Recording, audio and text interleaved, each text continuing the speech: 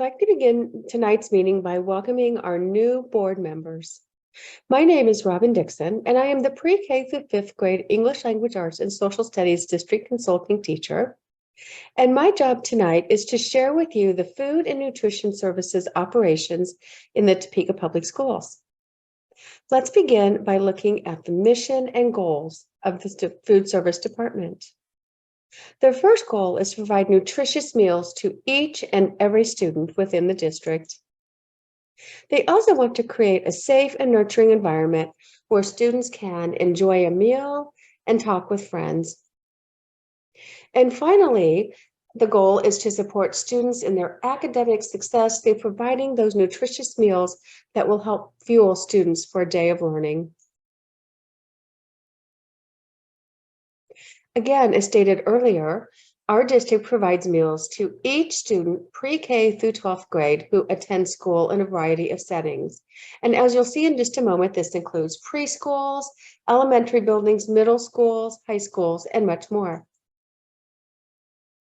In the district, there are 3 base kitchens that are responsible for preparing meals and then delivering those meals to schools that do not have kitchens to prepare meals.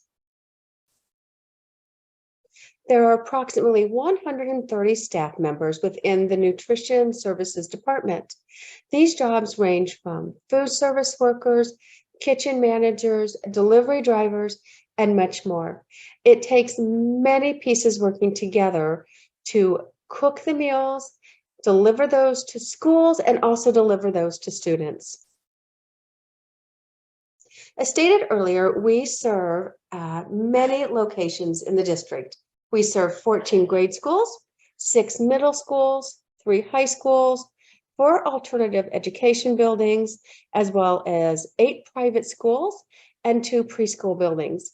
So as you can see, our district provides meals for many, many, many students throughout the community on a daily basis. As students are choosing their meals for the day at school, elementary students may choose between a hot lunch and a peanut butter and jelly option.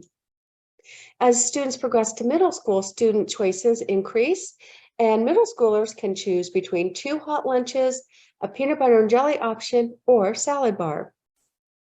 And finally, at high school, our oldest learners have 8 options. These include the options above, in addition to a sandwich bar and a baked potato bar. Though the district and our food service department work very hard to ensure choices that our students will actually like and will enjoy so that they are properly fueled for learning. It's important to note that our food and nutrition department is a self-funded and self-run department. What that means is they do not receive state aid for the running of the food and nutrition department. And so think about, as you're exploring the budget and you're exploring capital outlay expenditures, please note that the food service department funds their own equipment purchases. It does not come out of capital outlay. So for examples, if the food service department needs to purchase new refrigerators or freezers or spatulas and those kinds of purchases, it comes out of their own funds. They do not receive state funding for those purchases.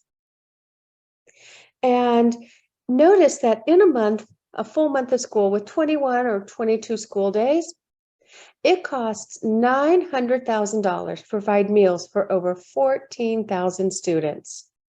And when you think about that, it does take a lot of money to feed all of our students. And the food service department does an excellent job being dedicated and ensuring the best quality food for the best cost.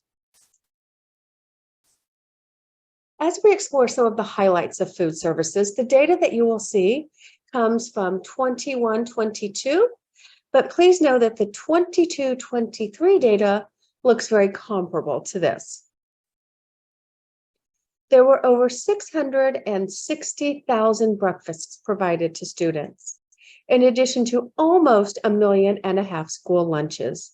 That's a staggering number. And again, our food service department does an amazing job delivering those meals and ensuring that each and every student will be provided breakfast and lunch each and every school day.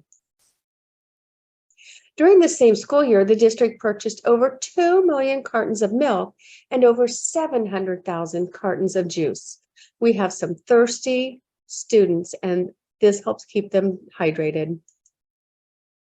And finally, we have 11 out of 14 of our grade schools that participate in the fresh fruit and vegetable program. What this means is that those buildings are provided with snacks consisting of fruits and vegetables. For example, they may have oranges or apples or vegetables such as broccoli and cauliflower.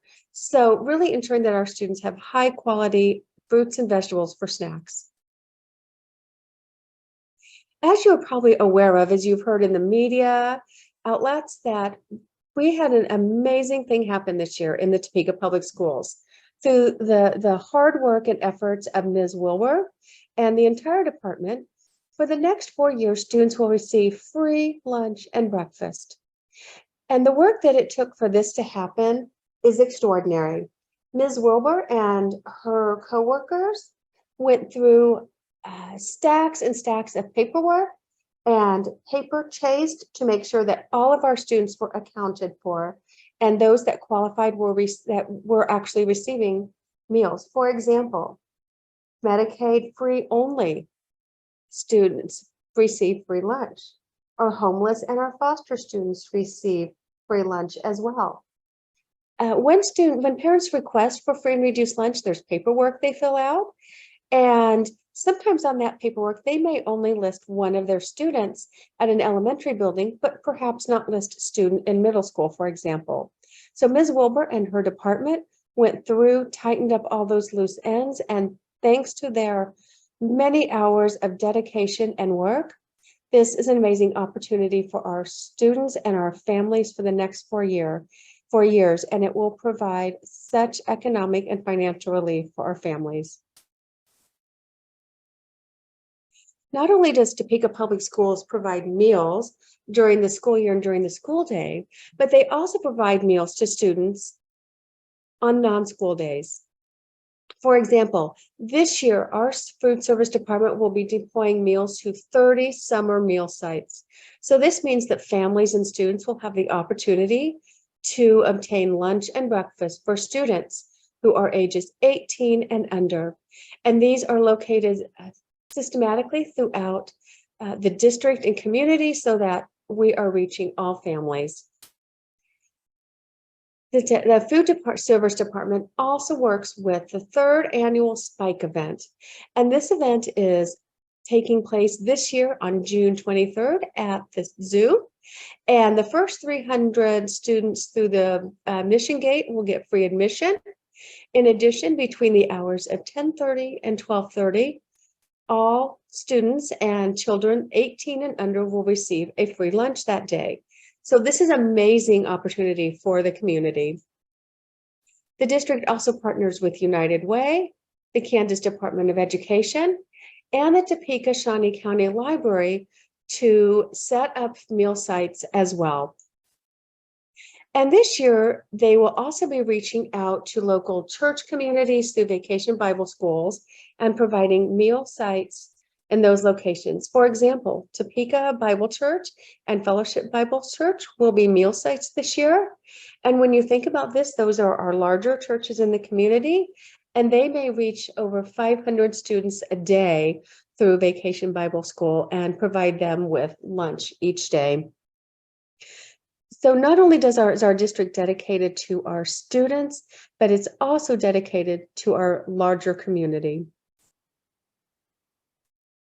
As I was preparing for this presentation, I talked with some of the people in the department just downstairs, and I asked them, what do you want the board members to know, our new board members, about what food service does and is in Topeka Public Schools?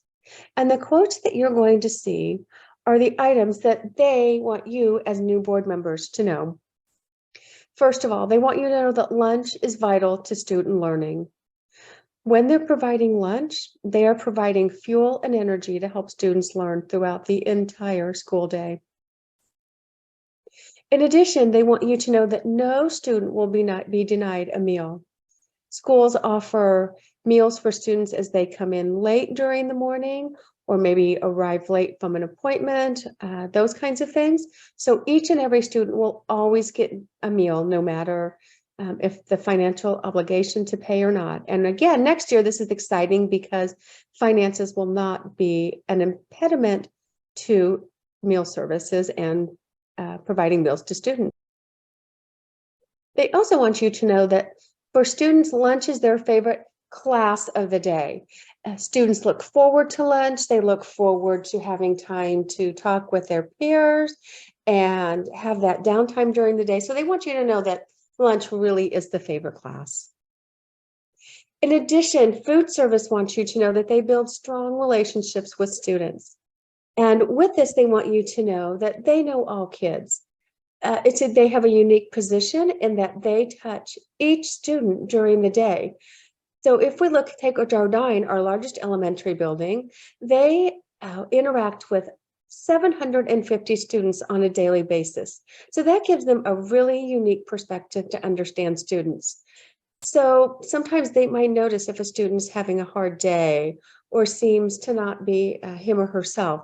So our food service wants you to know that they work really hard to build strong relationships with students throughout the entire school building. And so as we come to the end of this presentation, you will see on the screen several people to contact with questions that you have about food service operations.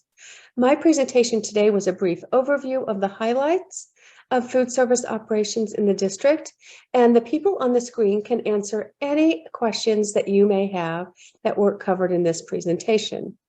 So again, I'd like to thank you for this time to share with the new board members as well as the whole board about our food service and nutrition operations in the Topeka Public Schools.